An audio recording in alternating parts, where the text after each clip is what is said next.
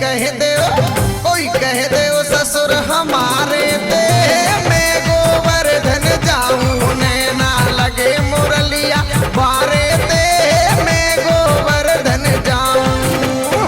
अरे गोपी चावे कि मैं कृष्ण दे जाए कि कैसे मिलूं, सब डरी हुई हैं और इसलिए कहा है कि कृष्ण की भक्ति समय से पहले ही कर ले भैया। कुलवंशी मारे की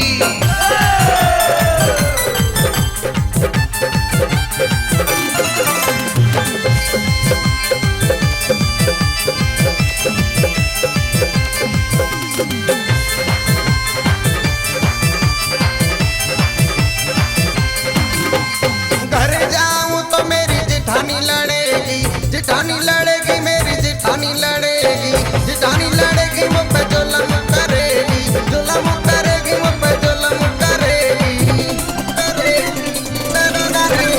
घर जाऊं तो मेरी जिठानी लड़ेगी, जिठानी लड़ेगी मेरी जिठानी लड़ेगी, जिठानी लड़ेगी मुझ पे जुल्म करेगी, जुल्म करेगी मुझ पे जुल्म करेगी। कोई कह दे कोई कह दे कोई कह दे जेठ हमारे दे मैं गोवर्धन जाऊं नैना लगे मुरलिया बारे दे मैं गोवर्धन जाऊं।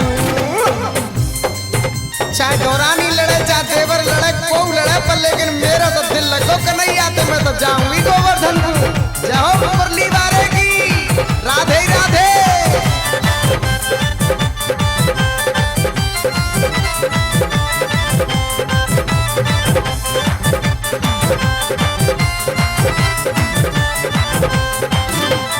घर जाऊं तो मेरी दौरानी लड़ेगी, दौरानी लड़ेगी मेरी दौरानी लड़ेगी, दौरानी लड़ेगी मुझ पे जुल्म करेगी, जुल्म करेगी मुझ पे जुल्म करेगी।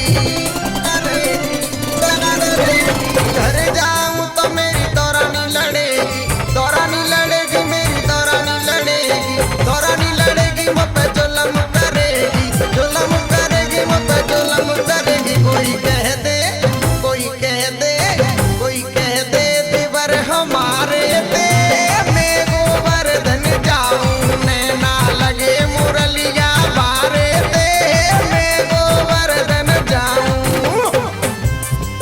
अरे भैया दंगा फसाद किस लिए? मेरे कन्हैया के लिए भैया। प्रेम है गो कन्हैया दे। बिल्कुल साची कह रहा हूँ भैया। जय हो बंसी वारे की जय हो।